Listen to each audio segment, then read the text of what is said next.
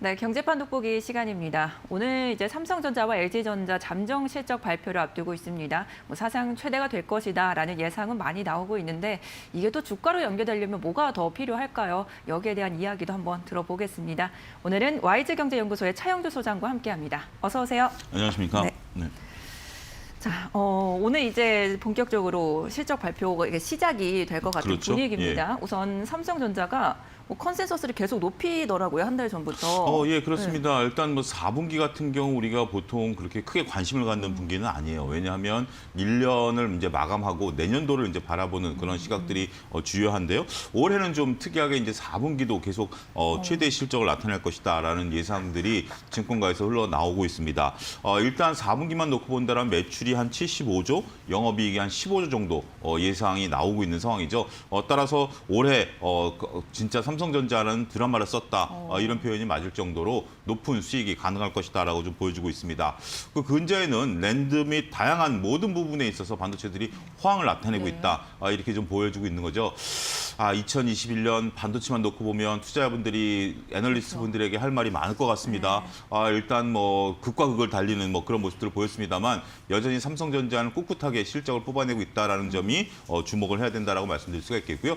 또 이제 서버용 반도체에 대한 부분들 이런 부분들에 대한 것들도 계속해서 앞으로 실적을 견인할 주요한 섹터가 될 것으로 보여지죠. 랜드나 비메모리뿐만이 아니라 일단은 우리가 이제 앞으로 이제 저장에 대한 부분들, 대량 용량의 처리 부분들 이런 부분들 때문에 서버용 디램에 대한 어떤 그러한 부분들, 또 여기에 이제 우리가 또 얘기가 나오고 있는 게 이 파운드리 또 이 얘기도 이제 미래 먹거리로 나오고 있지 않습니까? 삼성전자는 계속해서 실적을 좀 뽑아낼 가능성이 높은 그런 기업이다라고 말씀드릴 수가 있겠습니다. 사실 그 메모리 쪽만 띄워놓고 보면은 이야기만 들으면 정말 막 죽을 것 같았던 업황이었는데 그렇죠. 예. 사실 지금 이 예상대로 나온다면은 반도체 슈퍼 호황기에 맞먹는 영업이익이라고 하더라고요. 그렇습니다. 일단 지금 우리가 코로나19 이전에도 15조를 분기당 쓴 적이 없어요. 근데 지금 코로나19로 인해서 다들 진짜 힘들다라고 하고 있는데 오히려 삼성전자는 지금 새로운 역사를 쓰고 있다라는 측면에서 본다면 상당히 기초에 주목된다 말씀드릴 수가 있겠습니다. 그러니까 사실 올해도 굉장히 기대가 되는 게 모멘텀들이 생각해보면 굉장히 많더라고요. 그렇죠. 반도체 예상보다 굉장히 좋아질 것 같고 네. 여기에 뭐 핸드폰도 최근에는 잘 되는 것 같고요. 저도 폴더블로 바꿀 예정입니다. 그렇습니까? 예, 예. 그리고 여기 뭐 메타버스 이런 뭐 여러 가지 자율주행 AI 다 붙어 있어요. 지금 그렇습니다. 삼성전자에. 예. 올해 좀 기대해볼 만하지 않을까 싶어요. 올해 또 주가, 근데 이제 이 실적과 주가가 그러니까요. 항상 일치하지 네. 않는 대표적인 주식 중에 하나가 삼성전자이기 때문에 말을 좀 꺼내기가 조심스럽긴 합니다. 하지만 여전히 신만전자에 대한 미련을 우리가 버릴 수는 없겠죠. 그렇죠. 그렇다고 해서 신만전자가 못 간다, 뭐 안 간다, 뭐 이런 말씀을 드릴 이유는 전혀 없다라고 좀 말씀드릴 수가 있겠습니다. 그렇지만 지금 현재 삼성전자의 상황을 놓고 본다라면 재료보다는 수급이 중요하다. 이 점을 우리가 인정을 해야 될 것 같습니다. 제가 이데일리에서도 작년에 항상 말씀드렸던 게 삼성전자가 올라가기 위해서는 외국인과 기관의 수급이 붙어야 된다는 점을 거듭 말씀드렸고 6만 원에서 지금 8만 원 언저리까지 뭐 8만 원 조금 언더입니다만 원래 끌어들인 게 외국인과 기관들 아니겠습니까? 네. 지금 이제 그런 수급들이 안 들어오니까 다소 또 조정세를 받고 있기 때문에 삼성전자가 여기서 뭐 영업이익이 좋다, 뭐가 좋다, 뭐 이런 걸로 움직인다라기보다는 결국 삼성전자는 우리나라를 대표하는 주식 중에 하나이기 때문에 외국인과 기관들의 수급에 달려 있다. 결국 이런 얘기는 뭐냐면 올해 주가가 과연 몇 포인트까지 올라갈 것인가. 지금 이제 많은 증권가에서 이게 이제 이렇게 연결시키셔야 돼요. 삼성전자가 10만 전자가 가려면 우리나라 주가 지수가 3,500포인트를 가야 됩니다. 근데 지금 증권가에서 예상하는 게 3,300에서 3,400 정도거든요. 그렇기 때문에 이 정도가 된다면 삼성전자 10만 원 가기에는 증권가에서도 조금 조심스러운 거죠. 왜냐하면 삼성전자가 10만 원 가면 시총의 영향력 때문에 그렇죠. 지수는 올라가야 되기 때문에 이게 이제 삼성전자만 놓고 10만 전자 우리가 지금 이제 뭐 많은 분들이 바라보고는 있습니다만 뭐 못 간다라는 얘기가 아니라 주가 지수랑 연계해서 바라봐야 되는 그러한 그 연결고리도 투자자분들이 생각하셔야 된다 말씀드릴 수가 있겠습니다. 네. 저희가 그러면 수급 이야기가 나와서 네. 저희 시청자분이 질문을 주셨는데 사실 그러니까 주가의 수급 자체가 이제 삼성전자를 대표할 수 있는 거잖아요. 그렇죠. 그럼 환율이 사실 지금 최근에 1,200원대까지 지금 네. 치솟으면서 이게 과연 수급과 연관성이 실질적으로 이론적으로 말고 있냐 이런 궁금증이 이게 있으신 지금 것 이제 이론과 실제가 네. 다른데요. 원래 이론적으로 본다라면 그러니까 이제 이렇게 보셔야 됩니다. 원화 약세 이꼬르 외국인의 매도가 아니라 우리나라 체력이 좋아져서 우리나라 국내 체력이 좋아져서 워낙 강세가 이루어지게 된다라면 우리가 외국인들이 1,200원에 사서 1,100원에 팔면 1,100원에 다시 환을 사게 되면 100원의 이익을 보는 거 그렇죠. 아닙니까? 여기서 환 차이까지 볼 수 있고 우리나라 경제 체제를 조여지게 된다면 기업의 이익이 늘어나기 때문에 원화 강세는 외국인들이 들어오는 게 맞죠. 네. 원화 약세는 반대로 나가는데 지금 우리나라 환율 같은 경우는 우리나라 체질에 움직이는 게 아니라 달러화에 연동돼 있습니다. 네. 따라서 달러화에 연동된 현재 지금 원화 약세는 외국인들의 수급과는 그렇게 큰 연관성은 떨어진다. 지금 현재 외국인들이 환율 보고 움직이지 않는다라는 점을 여러분들이 여실히 느끼실 겁니다. 그래서 이론은 그런데 왜 현실은 이렇고 그러니까 원화가 약세일 때도 외국인들이 들어올 때가 있어요. 지금은 달러 대비해서 환율이 움직이는 상황이기 때문에 지금 현재 외국인의 형태는 솔직히 말씀드려서 오리무중이다. 이렇게 밖에 표현이 안 될 것 같습니다. 사실 왜 오르는지 그 원인을 파악하는 게 가장 중요하죠. 중요하다. 환율이 움직이는 원인이 네. 중요한 거지 단순히 환율이 이러니까 외국인들이 이럴 것이야. 이거는 잘못된 네. 시각이다라고 말씀드릴 수 있겠습니다. 좋습니다. 자, 그러면요. 이제 곧 사실 폴더블 폰에 대한 이야기를 네, 한번 예. 나눠보고 싶은데 사실 저희가 예전에 한번 이야기 나눴을 때 이 폴더블 네. 폰이 대중화가 되는지를 보고 들어가도 늦지 않다. 그렇습니다. 이런 예. 말씀을 주셨어요. 자, 앞으로 좀 시장이 괜찮아질 것 같다. 애플이나 뭐 여러 가지 중국 쪽에서도 많이 이야기가 나오고 있거든요. 어떻게 시장 좀 판이 근데 지금 커질까요? 애플은 폴더블 폰에 대해 선을 좀 네. 긋고 있는 상황이기 때문에 지금 뭐 저도 얼마 전에 그 SNS로 돌아다니는 애플의 폴더블 폰에 대한 네. 이미지를 봤습니다만 저는 애플과 관련해서 말씀드리는 것은 전부 다 소설이다라고 자신 있게 말씀드리는 그 사람 중에 하나인데 우리가 애플과 관련해서는 우리가 뭐 항상 그런 것들이 유출이 아니라 누군가 만들어낸 거를 괜히 기대감을 갖고 보는 거기 때문에 애플이 폴더블 아직까지는 선을 긋고 있다는 것에 인정을 해야 될 것으로 보여지고요. 중국이 근데 폴더블 폰에 그러니까. 뭐 강자가로 다시 떠올 것으로 보여집니다. 이제 앞으로 근데 폴더블 폰이 대세가 되겠느냐라는 부분들은 조금 고민해 보셔야 돼요. 저도 폴더블 폰을 바꾼다라고 말씀을 드리긴 했습니다만 그동안에 고민했던 게 폴더블 폰에 대한 어떤 사용 편의는 인정을 합니다. 저 같은 경우 휴대폰을 많이 쓰기 때문에 그렇지만 이제 무게라든지 그 어떤 뭐 보관의 편의성이라든지 가격이라든지 이런 것들이 그렇게 메리트를 못 느꼈는데 저는 결국 편의성이 필요해서 사용하는 것이고요. 그렇지 않은 일반 대중들이 폴더블 폰을 사용하기에는 대중화까지는 조금 거리가 있는 폰이 아니겠는가 말씀드릴 수가 있겠습니다. 네, 그럼 조금 더 지켜봐야 된다는 그렇습니다. 예. 입장이신 걸로 정리가 될 것 같고요. 이제 CES가 지금 진행이 되면서 예. 사실 뭐 삼성의 기술력도 궁금하지만 어제 한종희 부회장의 그런 기자회견이 좀 화두가 그렇죠. 되는 것 같아요. 예. M&A 얘기가 슬쩍 나왔습니다. 예, 어디 삼성이 가능성이 그 있을까요? 많은 돈을 지금 쌓아놓고 있는 네. 상황에서 일단 이재용 부회장이 전반적으로 지금 거치가 아직까지 확정된 건 아니에요. 아직까지도 재판을 받고 계신 상황이기 때문에 그런 부분들이 있습니다만 삼성이 더 이상의 시간을 미룰 수는 없다라는 시간표를 발표한 것 같습니다. 여기에 따라서 전반적으로 다양한 M&A 이런 부분들을 좀 나타낼 것으로 보여지고요.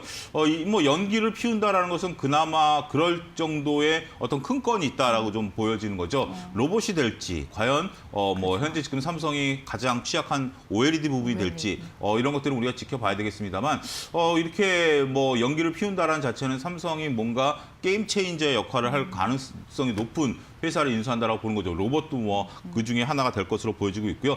이번에 현대는 뭐 CES에서 자동차를 전시 안 하고 네. 로봇만 전시한 뭐 이런 경우가 있기 때문에 뭐 이런 쪽으로도 진출할 것으로 보여지는데 삼성의 다양한 변화 시도 이런 것은 주가에 있어서는 긍정적인 요소가 될 것으로 보여지기 때문에 투자자들이 관심 있게 보셔야 되지 않을까 말씀드릴 수 있겠습니다. 또 한편에선 소니카가 나오면서 네. 자동차 쪽 다시 안 하냐 삼성 뭐 이런 이야기도 있던데 글쎄요. 뭐 근데 삼성이 그 어렵겠죠. 검토는 하겠죠. 네. 근데 소니카, 애플카 뭐 이런 것들이 나오는 상태에서 삼성이 굳이 거기에 뛰어들어서 먹거리를 창출해낼 가능성은 제가 볼 네. 때는 그렇게 높지 않다. 왜냐하면 이쪽 시장이 뭐 삼성이 들어가고 애플이 들어가고 소니가 들어가면 혁신이 나타날 것 같습니다만 워낙 강한 GM이라든지 폭스바겐이라든지 현대라든지 이런 것들이 놀고 있는 회사들이 아니거든요. 그렇기 때문에 굳이 그 시장에 뛰어들어서 뭔가를 차지하려고 하겠다. 저는 제가 CEO라면 뭐 다른 시장을 네. 찾아볼 것 같습니다. 네, 사실 이 M&A가 나와야지 이 주가에 좀 반등이 나올 수 있다는 얘기들이 굉장히 많았었는데 네. 한번 지켜봐야 될 부분인 것 같고요. OLED 쪽도 이제 수요를 맞추기 위한 그런 노력들이 보이는 것 같아요. 네. 뭐 LG 디스플레이와의 협력설도 아주 부인하진 않았거든요. 어떻게 그거는 볼까요? 네. 부인을 하고 안 하고를 네. 떠나서 LG가 없으면 삼성이 살아나기 어렵습니다. 그러니까 삼성이랑 LG랑 동시에 OLED 개발을 시작했어요. 삼성이라고 해서 OLED 개발을 안 했던 것들이 아닌데 이게 상당히 삼성의 아킬레스건이라고 보여지는 거죠. 삼성이 그 수율을 못 맞췄어요. 그리고 LG도 오랫동안 고전하다 겨우 이제 LG는 이 수율을 맞춰냈다라는 거기 때문에 그래서 삼성은 LG 없으면 지금 현재로서는 어려운 거죠. 물론 이제 이렇기 때문에 삼성이 계속해서 여기에 투자를 할 것이고 이와 관련된 회사를 인수할 가능성은 뭐 불거지고는 있습니다만 당장은 지금 현재는 LG의 어떤 협업을 기대할 수밖에 없는 삼성의 모습이다. 그걸 인정해야 되지 않을까 말씀드릴 수 있겠습니다. 네. 저희 이제 실적 발표를 앞두고 지금 사실 여러 가지 모멘텀이 존재하고 있는 삼성전자입니다. 하나하나 한번 따져봤고요. 저희가 관련 종목들도 한번 체크하고 넘어오죠. 김나은 캐스터입니다.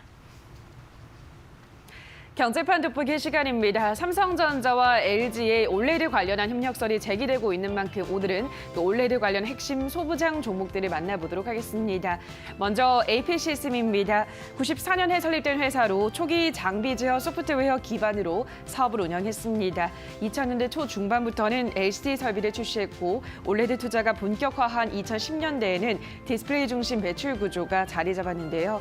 메인 장비는 ELA로 레이저 어닐링을 말하는 픽셀 밝기를 조절하는 역할을 하는 제품인 TFT용 핵심 장비로 중소형 올레드 라인에서는 필수적입니다. 이 장비로 글로벌 점유율 90% 내외를 차지하고 있고요.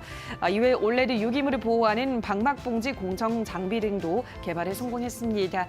뿐만 아니라 2000년대 초에는 낸드 플래시용 급속 열처리 장비를 개발하면서 반전의 계기를 마련하기도 했는데요. 미국이 주도하던 분야인데 AP시스템이 공급을 시작하면서 매출에서 반도체 비중이 급격하게 늘려나가기 시작했습니다. 이제는 시스템 반도체 장비까지 영역을 넓히고 있습니다. AP시스템의 성장 주목해보시기 바랍니다. 다음으로는 HP 테크놀로지입니다. 디스플레이 관련 장비 부품을 생산하고 있는데요. 주요 고객사인 삼성 디스플레이의 중소형 올레드 진출에 발맞춰서 올레드 장비 사업에 뛰어들었습니다. 그런데 2017년 이후부터는 삼성 디스플레이 신규 투자가 감소하면서 관련 수주가 줄어들었고 한동안 실적도 부진했는데요. 2019년 말부터 삼성 디스플레이발 수주와 함께 중화권 업체와의 거래가 늘면서 장비 사업부는 다시 활기를 되찾았고요. 2020년부터는 올레드 전공정 검사 장비 개발에 성공했고 올레드 레이저 리페어 장비와 2차 전지 외관 검사 장비로 사업 영역을 확장했습니다. 특히 올레드 전공정 검사 장비의 경우에는 세계적으로도 몇 안 되는 기업만이 검증된 기술을 보유하고 있고 워낙 진입 장벽이 높은 만큼 앞으로 삼성 디스플레이가 퀀텀 디스플레이 투자를 늘릴 경우 호재로 작용할 것으로 보이는데요. 다만 실적이 관건입니다. 흑자 전환 가능할지 유의해 보시기 바랍니다. 마지막으로는 원익 IPS입니다. 국내 최대 반도체와 디스플레이 장비 업체인데요. 반도체는 증착과 열처리 장비, 디스플레이는 식각 장비가 주력 제품입니다. 디스플레이 부문에서는 삼성 디스플레이와 중화권 패널 업체를 고객사로 두고 있고요. 올레드 제조 공정에 있어서 필수적인 방막봉지 설비를 개발해서 공급하고 있습니다.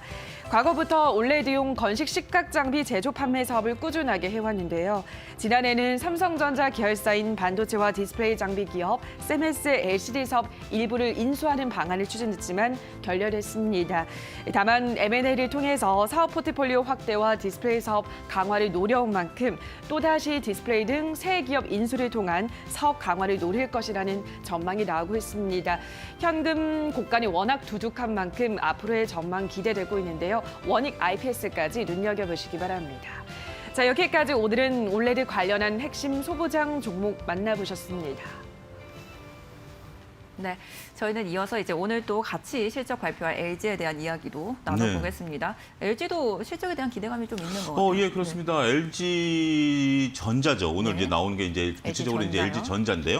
LG 전자 같은 경우 다양한 이제 사업 포트폴리오를 구성을 해놓은 상태이기 때문에 LG 전자도 실적이 상당히 좀 계속해서 고무적으로 나타날 것으로 보여집니다. 우리가 LG 전자라고 한다라면 뭐 삼성이라든지 SK 하이닉스 그 밑에 있다라는 생각을 좀 은연중 네. 투자자들이 갖고 계세요. 하지만 LG전자도 지금 현재 나름대로 그 새로운 모습들을 보이려고 노력을 하고 있죠. 작년과 재작년에 적재 사업부를 이제 잘라냈죠. 그러니까 LG전자에서 휴대폰 사업부를 잘라냈고 LG이노텍에서 LED 사업부를 잘라냈습니다. 이런 것들이 이제 계속 우리가 포트폴리오를 구성하기보다는 핵심 사업에 집중하겠다. 이런 부분들이 현재 지금 얘기가 나오고 있고요. LG하면 가전이죠. 네, 그렇죠. 가전이 지금 현재 엄청나게 지금 글로벌 시장 점유율을 높여가고 있기 때문에 삼성의 백색 가전에 점에 있어서는 LG를 못 따라잡은 그러한 부분들. 한때는 뭐 삼성이 좀 노력을 많이 했었죠. 하지만 삼성도 이제 반도체 쪽에 집중하면서 백색가전은 어떻게 보면 좀 구색 맞추기 정도고요. LG에 인정을 한 것으로 보여지고요. LG가 다시 한번 글로벌 시장에 있어서 독주가 이루어지고 있다라는 점에 있어서 LG의 실적도 상당히 기대가 된다. 오늘 이제 여러분들이 말씀하셔야 되는 게 삼성전자는 조금 있으면 발표가 나올 것이고요. LG전자는 장 마감 무렵에 나오기 때문에 일단은 그렇게 개장과 동시에 삼성전자 실적을 바라보시고 폐장 무렵에 LG전자의 실적을 보시고 이렇게 보시면 될 것 같습니다. 네. 사실 LG전자가 이제 올해 네. 좀 모멘텀으로 가장 강하게 좀 기대가 되는 부분이 있다면 전장 사업부가 그렇죠. 이제는 좀 흑자가 될 것인가? 네. 그렇다면 이제 또 하나의 레벨업이 될 거라고 저는 생각이 드는데 어떻게 저는 거기에 적극 동의합니다. 그러니까 이제 LG전자도 계속해서 이제 지난 연말부터 얘기가 나온 게 전장 사업부가 이제 흑자 전환될 것이다라는 얘기들이 나오고 있어요. 이게 이제 계속해서 돈을 잡아먹는 하마였었는데 이게 이제 흑자 전환된다라면 주가는 참 볼만할 것 같습니다. 일단은 제가 항상 강조드리는 게 적자에서 흑자로 전환될 때 주가 상승 탄력이 가장 높았다. 예를 들어드리는 게 바로 카카오거든요.